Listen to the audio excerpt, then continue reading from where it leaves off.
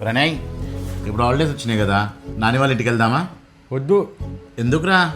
నాని వాళ్ళ ఇంటికి వద్దు, అమ్మమ్మ వాళ్ళ ఇంటికి పోదాం. అరే మొన్ననే అమ్మమ్మ వాళ్ళ ఇంటికి పోయినావు కదరా, ఇప్పుడు నాని వాళ్ళ ఇంటికి పోదాము. నాని నన్ను మంచిగా చూసుకోదు, అమ్మమ్మే మమ్మల్ని మంచిగా చూసుకుంటుంది. మీ నాన్నమ్మ ఏం చేసిందిరా అట్లా అంటున్నావు? నేను చిన్నప్పుడు మమ్మీకి జ్వరం వచ్చి ఉండే. నాని అసలుకి మమ్మీని అసలుకే పట్టించుకోలేదు. అత్త వాళ్ళు వచ్చినప్పుడు నేను కూడా అప్పుడప్పుడు నాని వాళ్ళ ఇంటికి పోతా కదా, అసలు నన్ను పట్టించుకోదు. ఇవన్నీ ఎవర్రా చెప్పింది నీకు? మమ్మీ. ప్రణయ్ గారికి ఏం చెప్పి పెంచుతున్నావు మా అమ్మ మీద? ఏం చెప్పినా? ఎప్పుడు నీకు జ్వరం వస్తే నిన్ను హాస్పిటల్ తీసుకోలేదు మా అమ్మ అని చెప్పినావంట కదా. కరెక్టే చెప్పినా కదా. నువ్వు సగమే నిజం చెప్పినావు కదా. అందులో సగం నిజం ఏముంది? ఆ రోజు నాకు ఎంతగానం జ్వరం వచ్చిండే, ఆయన ఇవన్నీ విషయాలు నీకెందుకు గుర్తుంటాయిలే. అసలు విషయం నీకు జ్వరం వచ్చిన సంగతే తెలియదు అమ్మకు.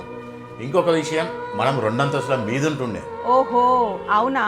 మీ అమ్మకైతే నాకు జ్వరం వచ్చిన సంగతి తెలియదు, కానీ లోకంలో జరిగే విషయాలన్నీ మటుకు తెలుసు. ఇవన్నీ ఎప్పుడో జరిగిన విషయాలు ప్రణయ్ గారికి చెప్పాల్సిన అవసరం ఏముంది? ఆడు నాని వాళ్ళ ఇంటికి పోదామంటే వద్దు, అమ్మమ్మ వాళ్ళ ఇంటికి పోదామంటుండు. అయితే అది వాడి ఇష్టము. వాడు ఎవరైతే మంచి చూసారో వాళ్ళ ఇంటికే పోతాడు కదా. నువ్వు పిల్లగానికి ఏం నేర్పిస్తున్నావే?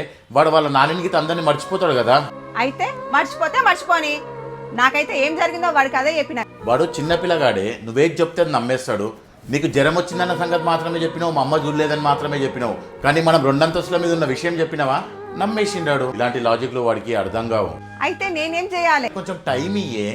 వాడు పెద్దగా అవుతున్నా కొద్ది వాడే తెలుసుకుంటాడు మా నాని మంచిదా మా అమ్మమ్మ మంచిదా అని. నువ్వెవరే ఇవన్నీ డిసైడ్ చేయనికే? మా అమ్మ వాడంటే పడిదస్తుంది. తెలుసు ఎంత ప్రేమ కురిపిస్తుందో.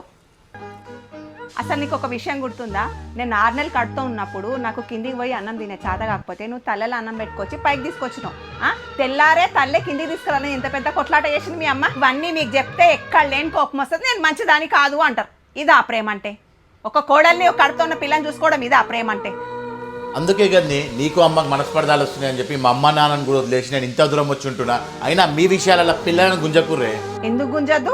బరాబర్ గుంజుతా.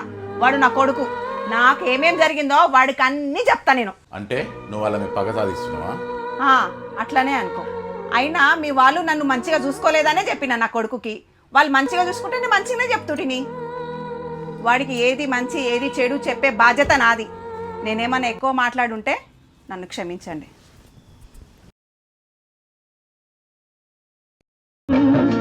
మసకల ముసుగులు లేని మమకారమే శాశ్వతం.